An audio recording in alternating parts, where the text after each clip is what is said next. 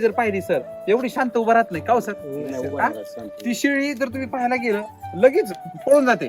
पण तुम्ही इथं जर पाहिलं तर शेळी एवढी शांत उभा राहिली, सगळ्या शाळेत सगळे शांत उभा राहिले. आणि बघा ना सगळ्या शेळ्यांकडे जर बघितलं ना तर समाधानी वाटतं. म्हणजे खाऊन पिऊन जसं समाधानी आहे तसं समाधानी वाटतं. तुम्ही पण समाधानी वाटू राहिले मला. चित्राला तकलीफ नसली की शेतकरी कधी पण क्या बात आहे, क्या म्हणजे प्रॉब्लेम त्रास मध्ये असला ना चित्रा शेतकरी अगदी बरोबर. ते आणि कधी नीट होईल, हा काय तुमचा होईल? मुख्य व्यवसाय. जिगर साधारण 27 महिन्याचा आहे.